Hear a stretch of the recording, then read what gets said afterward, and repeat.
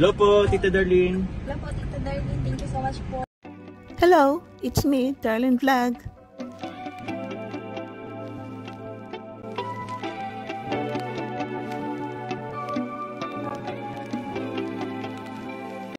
Hello, good morning mga kalingap, good afternoon, good evening mga ka-Chupkarl. It's me, Darlene Vlog. So bago natin simulan ang ating reactions for today, isatot mo natin si Kuya Val Santos Matubang, si Ate na Vlog, si Kalingap Rab, ang presidente ng Karipa, Biradors, Kuya Nol, isa sa Karipa, Kalingap Warriors, Oreda TV, Kalingap Lydia, Kalingap Jose, at si Carla Tapular at si Kalingap Chomar. Paki-subscribe po sila mga kalingap, panoorin ang kanilang mga vlog. At siyempre, huwag niyo kalimutan isalit si Darlene Vlog. Thank you po. So dito na tayo mga ka-Chumkarl na ang Carly ang ating reactions done for today na pagkatapos ng birthday ni Carl, nakapag-vlog pa sila ng once, di ba po? Tapos, yun, bumisita na naman, schedule naman para bisitahin si Julian dahil siyempre schedule ng pag-vlog at saka ihatid ng mga binigay ng mga sponsor. So pagdating doon, parang ano nga, 'di ba? Nakita natin na si Julian is naghanda ng kanyang business dahil po kung naalala niyo sa last vlog na nabanggit niya na gusto niya makapag-business, tapos may nag-sponsor ng kapital niya. At yun nga makita natin pinaghandaan. Inihanda niya ang kanyang business, pupunta doon ata sa kanyang tita, sa harap ng kanyang tita, meron sila tent doon na parang ano lang pwesto, na hindi ata araw-araw yan, kasi nasabi ni Julian sa vlog na parang tuwing may liga lang, no? Parang pag may okasyon sa barangay nila, ano yung liga, parang ano yun, no? Parang pista ba yan? Palaro, so may mga basketball, kung ano-ano pa dyan ng mga program, tapos malapit ata itong bahay ng tita niya, kung saan sila nagpatay ng tent, na parang tinda-tinda lang, anong binibenta niya doon at yun, no? Hindi ata araw-araw yan. So, parang occasional lang yan. Occasional yung mga ganyan na business. So, tingnan mo natin, panoorin natin. Naglalakad sila magkapatid at yun, dumating na sila kalingap, si Coach Carl, no? Para sunduin na dahil nadaanan, siyempre, sinamahan niya maglakad.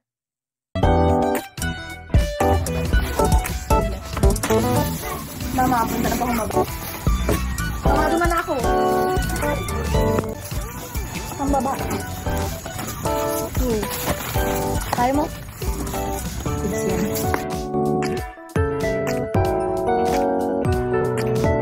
Sila Julian.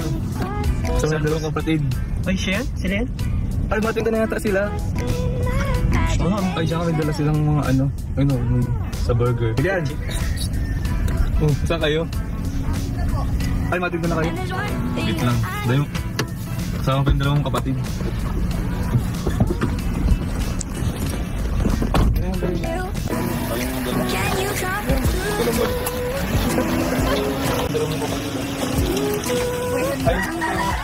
Birthday sa akin. Marami ka rin ba? Hanggang linggo?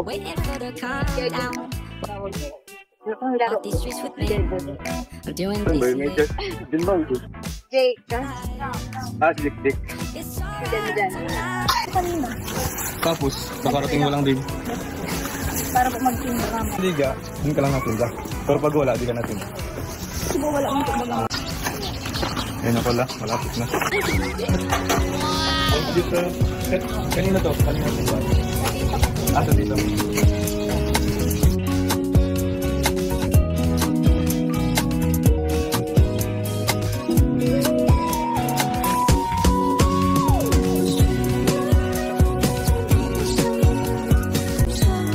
Paano ba ito? So makita natin dito sa dalawa is may mga kunting pakyutan, kunting mga sweetness ng dalawa. Alam po natin na itong dalawa ito is kakaiba rin ang kanilang level, kakaiba rin ang kanilang karisma na makita natin magkamukha, parang hindi na iilang ang bawat isa sa kanila. Close na close sila, kung naalala nyo sa last vlog pa na may mga question, answer sila doon na sinagot nila na close sila, lagi sila nagchat-chat, parang nakikilala na ni Carl, ito si Julian. So, yung closeness nila is may level na ata, hindi naman sila magjowa, pero may level ang closeness nila na parang hindi na nagkakaiyan, hindi na nagkakailangan. So, dito, tutulungan ni Carl si Julian para mag-arrange ng mga gamit sa kanyang paninda.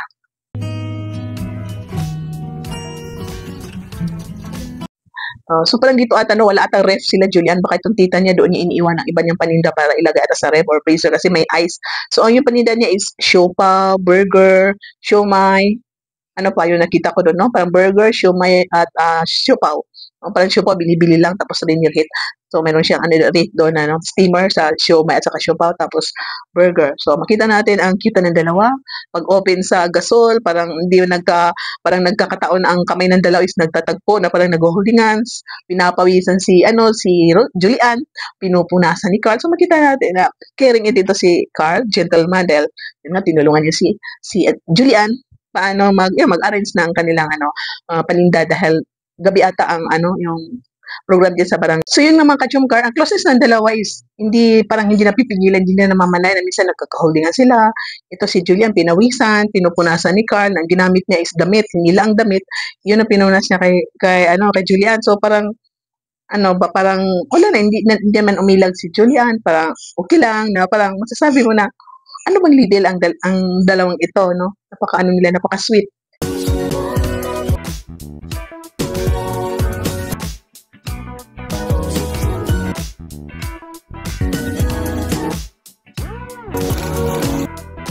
Magkano to? Pagili. Ayun, siopaw ka din. Natinda. Meron po. Siomai. Naubos naman to. Like, kunyari, ilang ganyan naubos mo? Yan lang.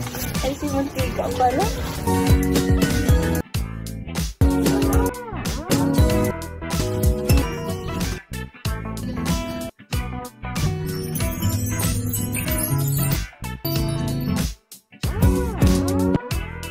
Susuran ko lang. Ako na. Tigas kasi.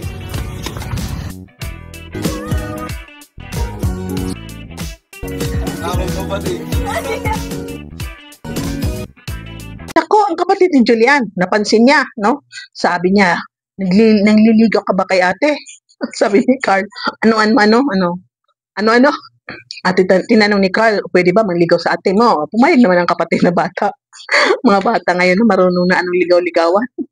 Marunong na sa ganyan, anong ibig sabihin ng ligaw-ligawan sa mga panahon ngayon.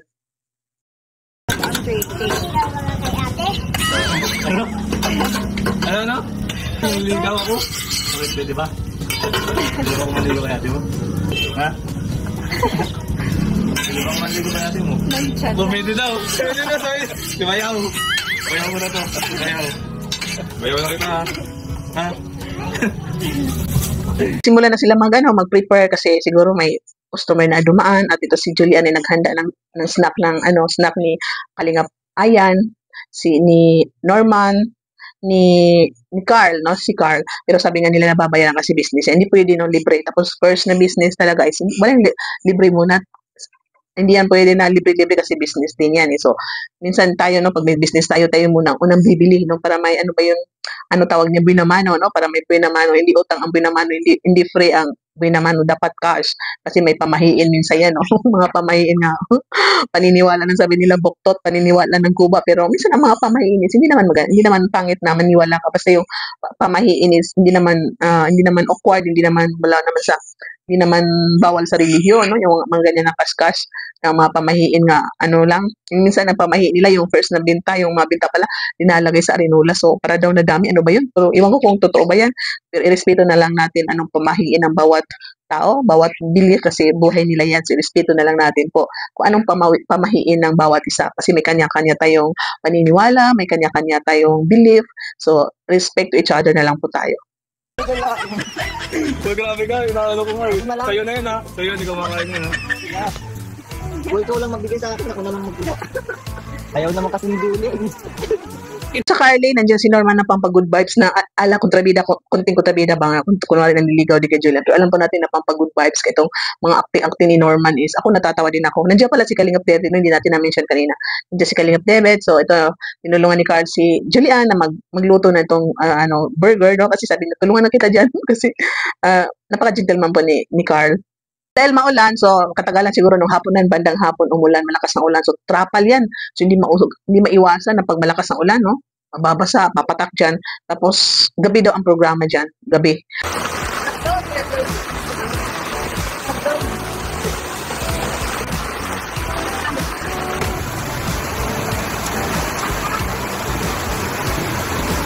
So dito mga ka-Jumkal, no? Kasi sabi diyan na tuwing okasyon ng liga. So ang business kasi pag nagsimula ka ng business, mas maganda yung tuloy-tuloy kasi kung every occasion lang tapos yung hindi mag-grow yung pera mo, no? Tapos, ngayon, magbibenta ka ngayon, bukas wala. So, tapos yung pera mo hindi mag-grow. Pag may mga emergency, madudukot mo yung pera na tinago mo for capital. So, mas maganda guro na araw-arawin nilang pagbibenta ng ganito, araw-arawin nilang pagbibenta ng burger, ito, siopaw, na hindi masyado marami. Titingnan lang kung ano madalas bilihin ng mga tao dyan. Tapos, ang tanong din, sino mag-handle ng business? At ito si Julian is nag-aaral, mag-graduate na daw siya sa April.